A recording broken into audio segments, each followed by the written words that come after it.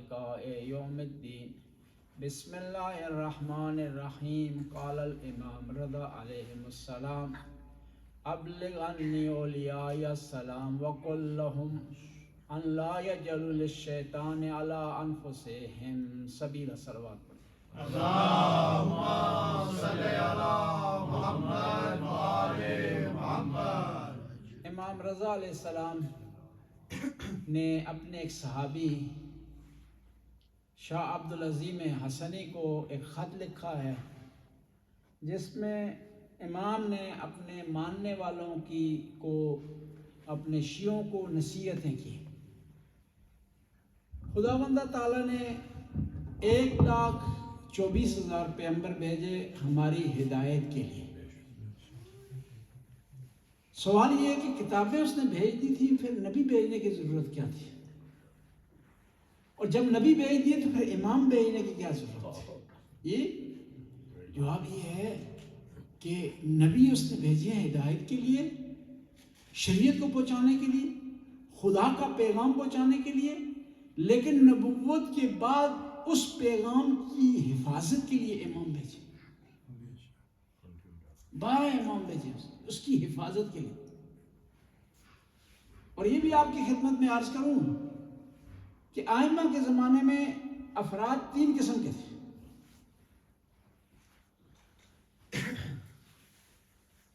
ایک وہ جو کہ اہل بیت کے دشمن تھے، شریعت کے مخالف تھے، نماز کے مخالف تھے، قرآن کے منکر تھے. ایک وہ، اور ہر زمانے میں ان کی مختلف مثالیں ہیں. پیغمبر کے زمانے میں ابو جہل ہے، ابو لہب ہے،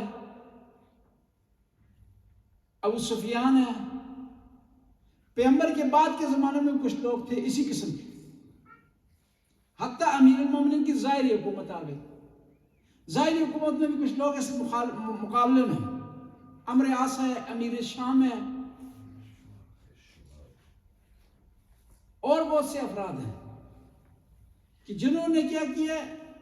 خدا کی مخالفت کی ہے، اہل بیت کی مخالفت کی ہے، شریعت کی مخالفت کی. اور اس کے مقابلے میں جو 2 قسم کے افراد ہیں وہ پہلی تقسیم میں ایک قسم کے،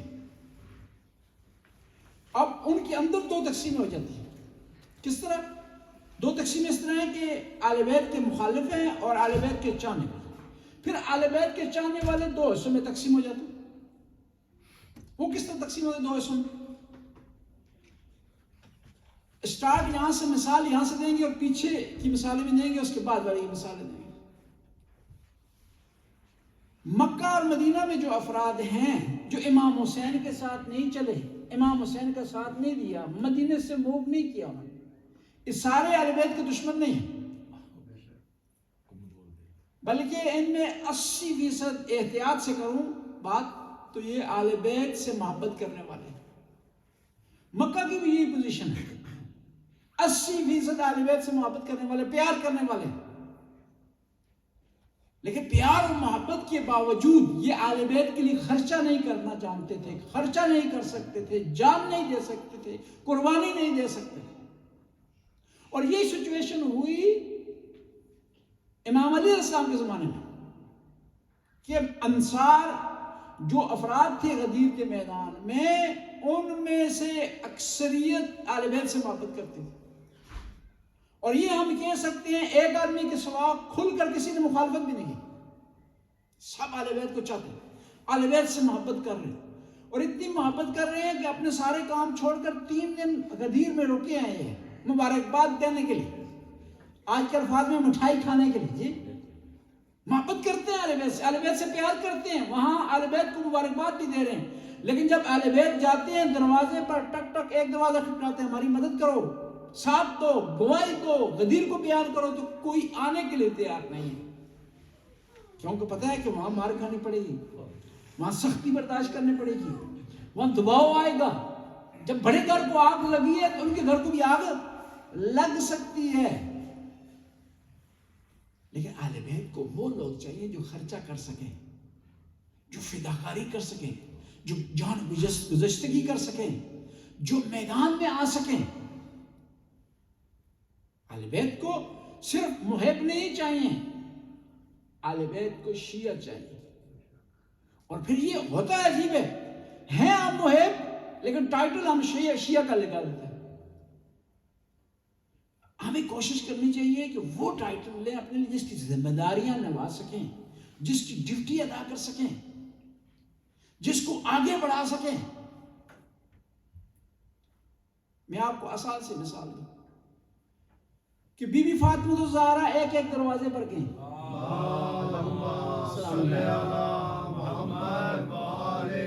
کوئی نہیں آیا. دوسرے دن علی علیہ السلام گئے ایک ایک دروازے پر. صرف 5 آدمیوں نے یا 4 آدمیوں نے وعدہ کیا کہ ہم آئیں گے گواہی دینے کے لیے, غدیر میں ہم تھے. اور وہ 4 آدمی بھی جو آئے, جو ٹائم مثال کے طور پر 9 بجے کا تھا, ان میں سے ایک آیا 10 بجے, ایک 11 بجے آیا, ایک 12 بجے آیا اور 1 بجے آیا.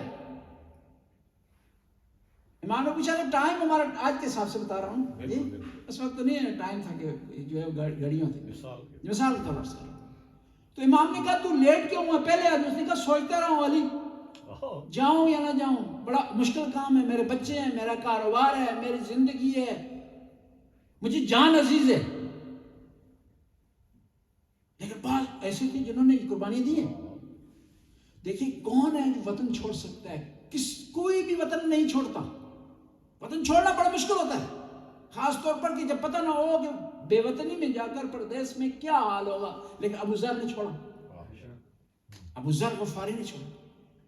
جنگ تبوک تھی, بڑا پیار کرتے تھے نبی کریم سے ابو ذر غفاری, اور نبی کریم سے بڑا پیار کرتے تھے. جنگ تبوک تھی, اپنا اونٹ لے کر چل رہے تھے, اونٹ بیمار ہو گیا. اونٹ بیمار ہو گیا, علاج کرانے کی کوشش کی, نہ علاج نہ وہ اونٹ کو چھوڑا اور سامان اپنے کندھے پر اٹھایا, چل پڑے ابو ذر غفاری. پیغمبر نے دور سے آتے ہوئے دکھائی دیا پیغمبر کو. پیغمبر نے فرمایا کہ یہ وہ ہے کہ جو اکیلا ہے, اکیلا رہے گا, اکیلا دنیا سے چلا جائے گا, اکیلا معشور ہو جائے گا. خلیفہ وقت نے مال بھیجا کہ علی سے محبت کرنا چھوڑ دو ابو ذر, یہ لے لو پیسے. اور غلام کو کہا کہ یہ ابو ذر تجھ سے پیسے اگر لے لے تو تو آزاد ہو جائے گا. غلام پیسے لے کر آیا, کہا جو ہے وہ یہ اب پیسے لے لیں. خلیفہ نے کہا ہے کہ اگر ابو ذر پیسے لے لے تو میں تجھے آزاد کر دوں گا, میری آزادی کا سامان فراہم کریں. اے ابو ذر. ابو ذر نے کہا کہ بڑا سیانے, خود آزاد ہونا چاہتے ہیں, میں نے یہ قیدی بنانا چاہتے ہیں, خود آزاد. ابو ذر نے کہا پیسے واپس ہو جائیں, دنیا یہ کہ پیسے کچھ نہیں ہے, پوری دنیا میرے ہاتھ میں لا کر دے دی جائے اور کہا جائے کہ علی سے کی محبت چھوڑ دو تو میں نہیں چھوڑوں گا علی کی محبت. اور آرڈر کیا خلیفہ نے کہ ابو ذر کو خدا حافظی کرنے کے لیے, الوداع کہنے کے لیے, سی آف کرنے کے لیے کوئی بھی مدینہ سے باہر نہیں جائے گا. ڈپٹی لگا دی مروان. ابو ذر کے لیے امام علی چھوڑنے کے لیے جا. مروان نے کہا کہ علی تم نہیں سنا کہ خلیفہ نے کہا کہ کوئی نہیں جائے گا؟ تو امام علی نے کہا کہ میں خلیفہ کی بات ماننے پر مجبور نہیں ہوں, تیری ضرورت ہے مجھ روکے. میں عرض کر رہا تھا کہ لوگوں کی 3 قسمیں تھیں. ایک وہ جو آل بیت کے مخالف, کٹر مخالف, واضح مخالف, روشن مخالف, کھل کر مخالف. ایک وہ ہے کہ جو آل بیت سے محبت کرتے ہیں اور دم بھی بھرتے ہیں لیکن اہل بیت کے ساتھ نہیں تھے. کربلا کے میدان میں کچھ لوگ آئے لیکن اس لیے نہیں آئے کہ نواز رسول کا ساتھ دیں. پتہ کیا, وہاں قریب کسی ٹپے پر, ٹیلی پر بیٹھ کر کے دعا کر رہے تھے امام حسین کی, دعا کر رہے تھے امام حسین کے لیے کہ مولا خدایا امام حسین کو کامیابی عطا فرما. وہاں دعا کی ضرورت نہیں تھی, وہاں میدان میں جانے کی ضرورت تھی. ہم اگر ساری زندگی امام حسین کا غم مناتے رہے لیکن ہمارے ایک عمل سے پتہ نہ چلے ہم حسینی ہیں, ہمارے کردار سے پتہ نہ چلے ہم حسینی ہیں, ہماری گفتار سے پتہ نہ چلے ہم حسینی ہیں, تو فائدہ نہیں ہے. ہماری مثال بھی اس آدمی جیسی ہو جائے گی. میں نے کئی دفعہ مثال دی, بڑی پیاری مثال ہے. وہ ایک آدمی روڈ کنارے بیٹھا ہوا رو رہا تھا. لوگ جاتے تھے پوچھتے تھے کیوں رو رہے, کہا کھانا نہیں ہے جی, کوئی کھانے کا انتظام ہے, بھوکا ہوں 2-3 دن سے اس لیے رو رہا ہوں. ایک آدمی وہیں سے گزر رہا تھا, روٹیاں 5-6 تھی اس کے پاس, وہ بھی اس کے پاس بیٹھ کے اس نے رونا شروع کر دیا. کسی نے پوچھا پہلے سے تم کیوں رو؟ کہا بھوکا ہوں اس لیے. دوسرے سے پوچھا تم کیوں؟ کہا اس کے لیے رو رہا ہوں. کیوں رو رہا ہے؟ کیا بھوکا ہے؟ کہا بھائی اس کا مسئلہ جو ہے وہ بھوک ہے، اس کا مسئلہ تمہارے رونے سے حل نہیں ہوگا. اس کا مسئلہ ان 5 روٹیوں میں سے 1 روٹی بھی دے دو تو مسئلہ اس کا روٹی نہیں دوں گا، رولانا جتنا رولا. ہماری مثال بعض کو اس طریقے تھی اور آسان سی مثال. یہ جو اہل بیت کے مخالف تھے، یزید تھا، شمر تھا، خولی تھا، یہ واضح مثالیں ہیں نا، ورنہ تاریخ میں ہر زمانے میں ایک مثال ہے. ہارون رشید اس کی مثال ہے، ٹھیک ہے جی. اور اموی خاندان کے جو خلفاء ہیں اس کی مثال ہے. پہلا اس کی مثال ہے، دوسرا اس کی مثال ہے، تیسرا اس کی مثال، سارے مثال ہیں. لیکن واضح اور روشن شمر سے بڑی مثال کوئی بھی نہیں. یہ واضح روشن. شمر کیوں امام حسین کے مخالف تھا جی؟ کیونکہ امام حسین سچائی تھی، حقیقت، ظالم سے کمپرومائز نہیں کرتے تھے. وہ شمر کو پسند نہیں تھی. لیکن کچھ ہم میں ایسے لوگ ہیں کہ جو کام وہی کرتے ہیں لیکن ظاہری طور پر ہم نعرے لگا دیتے ہیں کہ ہم کیا امام حسین کے ماننے والے. یہ زیادہ خطرناک ہے کہ ہم کہیں ہم امام حسین کے ساتھ ہیں لیکن ہمارے عمل سے پتہ نہ چلے کہ ہم امام حسین کے ساتھ ہیں. ہمارے عمل سے پتہ نہ چلے کہ ہم حسینی ہیں. ہمارے عمل سے پتہ نہ چلے کہ ہم عزادار ہیں. پھر عمل جو ہے وہ کے لحاظ سے فرق نہ ہوا نا، جدائی نہ ہوئی نا، سپریشن نہ ہوئی نا. سپریشن تو تب ہوگی کہ ہم حبیب ابن مظاہر کے نقشے پر قدم. سپریشن تو تب ہوگی کہ جب ہم مسلم بن اوشیا کے نقشے قدم پر چلیں. تب کہیں گے کہ یہ آدمی ممتاز ہے، یہ آدمی اہل بیت کے ساتھ کھڑے ہیں. آسانی میں تو ہر کوئی اہل بیت کے ساتھ کھڑا ہے، مشکل میں کھڑا رہے نا. لالچ ہو لیکن پیسوں کے لیے گناہ نہ کرے انسان. لالچ ہو لیکن پیسوں کے لیے اہل بیت کی اطاعت سے دوری اختیار نہ کرے انسان. سب کمال انسان. ہم امیر المومنین کا اپنے آپ کو ماننے والا کہیں، لیکن جب ہمارا عمل ہو تو کوئی میش نہ کر تو امیر المومنین سے. ایک شخص آیا امیر المومنین کے پاس، آ کر کہنے لگا کہ مولا معاویہ کو بڑی کامیابیاں ہوں گی جی، کہ جنگ اس نے ہاری ہوئی جنگ کو اپنی جیت میں تبدیل کر دیا ہے، یہ بڑا تیز ہے، بڑا آگے نکل گیا ہے جی. تو مولا نے فرمایا ما کانت المعاویہ تو ادھا منی. معاویہ مجھ سے ہوشیار نہیں ہے، سمجھدار ہے، ولیکنہ یفجر یسفق، یہ فسق کو فجور سے کام لیتا ہے. یعنی کیا ہے، اپنے مقاصد حاصل کرنے کے لیے جھوٹ بھی بولتا ہے، مقاصد حاصل کرنے کے لیے لوگوں کو رشوت بھی دیتا ہے، اپنے مقاصد حاصل کرنے کے لیے ظلم بھی کرتا ہے، زیادتی بھی کرتا ہے. لیکن علی ایسا نہیں کر سکتا. خلیفہ دوم کی وفات کے بعد کمیٹی تشکیل ہوئی کہ خلیفہ کو چنا جائے. 2 آدمی کینڈیڈیٹ ہیں مسلمانوں کے درمیان، خلیفہ سیوم ہے اور امام علی. عبد الرحمن بن عوف نے آ کر کہا کہ علی تجھے خلیفہ بنا دیں گے لیکن شرطیں ہیں، 3 شرطیں ہیں. اور بعض کی شرطیں ایسی لگائی جاتی ہیں نا بعض کا کہ تاکہ اگلا مانے ہی نہ جی. ٹھیک ہے، تو کہتے ہیں تم سے ملاقات کروں گا لیکن شرط ہے رات کو 2 بجے آؤ.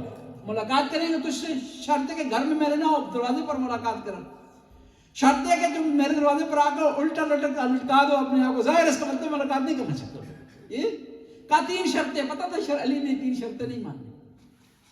کہا پہلی شرط یہ ہے کہ قرآن پر عمل کیا جائے، سنت پر. دوسری شرط، تیسری سنت شیخین پر عمل کیا جائے، حضرت ابوبکر اور عمر کی سیرت پر عمل کیا جائے. امام علی نے کہا کہ قرآن اور سنت کو سمجھانے کی ضرورت نہیں، میں بہتر سمجھتا ہوں سے جی کس طرح عمل کرنا ہے. جہاں تک بات ہے ان دونوں کی، سنت اگر قرآن اور سنت کے مطابق ہوگی تو ان کے علیحدہ ذکر کرنے کی ضرورت ہی نہیں، اور اگر قرآن اور سنت کے مخالف ہوگی تو میں ان پر عمل نہیں کروں گا.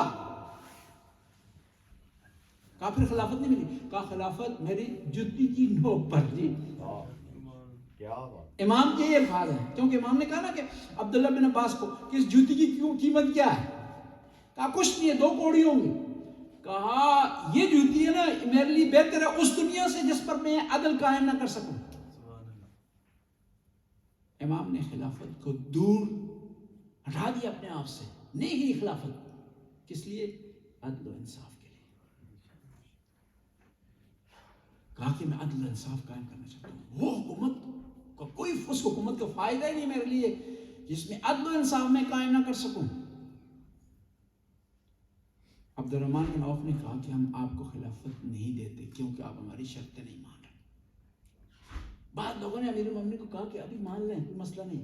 کہا علی ایسی بات مانتے ہی نہیں جس پر عمل نہ کر سکے. جی جس پر عمل نہ کرے ایسی بات کو نہیں مانتا. حالانکہ جو مقابلے میں جو کینڈیڈیٹ تھا اس نے وقتی طور پر ماننا بعد میں نہیں مانا. اس نے اقربا پروری کی, اس نے اپنے رشتہ داروں کو نوازا, اس نے شرابی افراد کو نماز پڑھانے کی اجازت دی. کیا اس نے جو کرنا تھا اس نے وقتی طور پر اس نے شرطیں مانی. لیکن علی نے نہیں, کیونکہ علی اصول حقیقت پر, اور علی کا جو ہدف ہے حکومت کرنے کا, حکومت لینے کا, خلافت لینے کا, وہ دوسرے افراد سے مختلف ہے. اب پاکستان میں کیوں ہوتے ہیں وزارتوں کی بندر بانٹ ہوتی ہے؟ اس لیے کہ ہر کوئی وہ تشنا ہے کہ ملک کی خدمت کرے. وہ تڑپ رہا ہے کہ اس قوم کی خدمت کا مجھے موقع مل جائے. یہ نہیں تجوریاں مارنے کے لیے, اس لیے معاملہ ہوتا ہے. ورنہ اگر وہ سمجھدار پارٹیوں کہیں جی ہمیں کوئی وزیر نہیں چاہیے, کوئی اچھا سا نیک سا کوئی پڑھا لکھا سمجھدار آدمی ایکسپرٹ وہ بنا دو وزیر, یہ کہے نا جی. وہ کہتے نہیں ہمارا آدمی پڑھا ہے, لائق ہے, نالائق ہے, اسے کچھ آتا ہے نہیں آتا. وہ جو ہے وہ فارن پالیسی کی الف بے سے واقف نہ اسے وزیر خارجہ بنا دیا. اسے پتہ ہی نہیں کہ خزانہ ہوتا کیا. جی وہ کہتے ہیں بلوچستان میں ایک مولانا کو انہوں نے وزیر خزانہ بنا دیا نا. پہلے دن اس نے کہا خزانے کی چابیاں کہاں ہیں. وہ پڑھتے تھے تو پرانے زمانے میں ہم شعر نا, خزانے کی چابی تیرے پاس تھی اگر پڑھتا تو کیا بات تھی. لیکن اہل بیت علیہ السلام کی حقیقت, ان کی سچائی, ان کی دیانت آج بھی ثبوت ہے ہمارے لیے کہ ہستیاں خدا کی بھیجی ہوئی تھی, پاک تھی, منزہ تھی, اور یہ عدل و عدالت اور انصاف قائم کرنے کے لیے دنیا میں آئی تھی. امیر المومنین نے خلافت سنبھالی. پتہ چلا کہ شام میں ایک فاسق فاجر آدمی گورنر ہے, فوراً اس کو معزول کر دیا. عبداللہ بن عباس نے کہا کہ بڑے شرارتی آدمی ہیں, بچ کر رہے ہیں, فی الحال اس کو نہ چھڑیں, اس کو کچھ دیں, کوئی ہڈی وغیرہ دیں تاکہ یہ فی الحال خاموش رہے, ہم جب ہولڈ کر لیں گے تو اسے ٹھیک کر دیں گے. امام علی نے کہا کہ علی برداشت نہیں کرتا کہ اس کی خلافت میں, اس کی حکومت میں کوئی فاسق فاجر آدمی ایک لمحے کے لیے, ایک لحظے کے لیے, ایک سیکنڈ کے لیے کسی منصب پر. کہا کہ یہ بڑا آپ کو وقت ڈالے گا, مشکلات کھڑی کرے گا. کہا علی اس لیے آیا ہے, اس لیے حکومت لیے تاکہ انصاف قائم کر سکے. جنگ صفین میں جنگ عروج پر تھی اور جیت حاصل ہو رہی تھی امیر المومنین کی فوج کو, غلبہ تھا امیر المومنین کی فوج کو. تو مولا نے آرڈر دیا مالک اشتر کو کہ جنگ کو روک دو اور صفیں بچھا دو نماز کے لیے. کہا مولا ابھی جنگ عروج پر ہے, ہمیں تھوڑا جیتنے دیں, اگلے پوائنٹ تک جانے دیں, کوئی نتیجہ نکال لیں پھر. کہا نہیں ابھی. کہا نہیں پھر ہم جنگ میں نہیں جیت سکیں گے. مولا نے کہا کہ جس مقصد کے لیے میں جنگ لڑ رہا ہوں وہ اکثر مقصد پورا نہ کر سکوں تو جنگ کا فائدہ کیا ہے. دیکھیں جب آپ مختلف حالات سے گزرتے ہیں, حالات کے مطابق آپ نماز کو مختصر کرتے ہیں, زیادہ پڑھتے ہیں, کم پڑھتے ہیں, قبلے کی سچویشن ساری. مثلا جہاز میں آپ بعض چیزوں کی رعایت نہیں کر سکتے, یہ نہیں کر سکتے نا. حکم یہ ہے کہ بجائے کہ نماز قضا ہو کہ آپ جس طرح ممکن ہو, جتنا میسر ہو اس طرح نماز پڑھ لیں. آپ یہی شرعی حکم تھا کربلا میں, لیکن امام نواز رسول نے اتنی سختی برداشت کر کے ظہر کی نماز بھی پڑھی ہے, عصر کی نماز. حالانکہ شریعت ان کو اجازت دیتی ہے کہ وہ نماز خوف پڑھیں، کہ جنگ کے دوران جنگ کی حالت میں نماز پڑھیں، کھڑے نہ ہو ایک جگہ پر. اور اسی نماز کے دوران امام کے کئی ساتھی شہید ہو گئے کہ امام کھڑے ہوئے، امام کے ساتھی سامنے کھڑے ہوئے ہیں، انہوں نے تیروں کی بارش کی ہے. یہ اور اس سے بڑی کیا، دیکھیں جو شہدائے کربلا کو سب سے زیادہ جو اذیت ہوئی ہے نا، وہ پیاس سے نہیں ہوئی، تیروں سے نہیں ہوئی، گرمی سے نہیں ہوئی. جو دشمن نے تانے دیے ہیں نا، جب نماز کے لیے شہدائے کربلا کھڑے ہیں تو ظالم نے آواز دی، اے حسین تیری اور تیرے ساتھیوں کی نماز قبول نہیں ہے. وہ عظیم ہستی، جنت کے جوانوں کا سردار، جس کی وجہ سے نمازیں قبول ہوں گی، اس کے ساتھیوں کو اس قسم کی بات کہے تو بڑا دکھ ہوتا ہے. مجھے کوئی یہاں آ کر کہے گزرتے ہوئے کہ نماز، اے مولوی صاحب تیری نماز قبول ہے، کتنا دکھ ہوگا، کتنا مجھے کنٹرول کرنا. لیکن شہدائے کربلا نے اسلام کے لیے برداشت کیا. کیا سکھایا ہمیں؟ کہ ہم نے صبر کرنا ہے، برداشت کرنا ہے، تحمل کرنا ہے. اور خدا نے کیا کہا قرآن میں؟ وَاسْتَعِينُوا بِالصَّبْرِ وَالصَّلَاةِ. مومن وہ ہے جو نماز سے اور صبر سے مدد لیتے ہیں. ہم بعض وقت چھوٹی سی بات ہوتی ہے آپس سے باہر ہو جاتے ہیں، کنٹرول سے باہر ہو جاتے ہیں، ناراضگیاں مول لے لیتے ہیں. اور یہ ایک اور چیز یاد کرو، میں تو تذکرہ دینا ضرور سمجھتا ہوں. افسوس سے کہنا پڑتا ہے کہ ہماری کتبیت اس طرح بن گئی ہے، شیعہ کی، علماء کی، عوام کی، کہ اگر کوئی ناسبی ہم پہ ظلم کرتا رہے تو ہم سٹ رہتے ہیں، وہ نہیں ہوتا تو آپس میں لڑنا شروع کرتے ہیں. پورے پاکستان میں شیعہ کی ٹوٹل آبادی کھل کر بھی بتائیں، ایکسٹرا بھی بتائیں، مبالغہ بھی کریں تو 20% ہے، مشکل سے. خان صاحب میرے ساتھ بیٹھے، ان کو اعداد و شمار میں سے ٹوٹل 20%، اور ان 20% میں سے 15% ہماری عوام ہے، ملنگ ہیں، جن کو زیادہ تعلق نہیں ہے، عاشق ہیں. وہ میں آسان الفاظ میں پیاری تعریف نہیں کر رہا، سختی والی تعریف نہیں کر رہا کہ مجھ پہ ریئیکشن آ جائے. عاشق ہیں یہ لوگ. یہ 5% وہ رہ جاتے ہیں کہ جو سنجیدہ ہے، تفکر رکھتے ہیں، سمجھ بوجھ رکھتے ہیں. اور ان 5% میں صرف 2% انقلابی ہیں. اور پھر انقلابی میں 2% بھی 1% خشک انقلابی ہیں، جو انقلابی بعد میں بنے ہیں جب ایران سے آنا شروع ہوا ہے. 1% مخلص جی، اور وہ 1% مخلص بھی اپنے ایک دوسرے کے ساتھ دستوں کے رواں ہیں جی. اور یہ ہے کہ کام مختلف ہیں. کوئی علمی کام کر رہا ہے،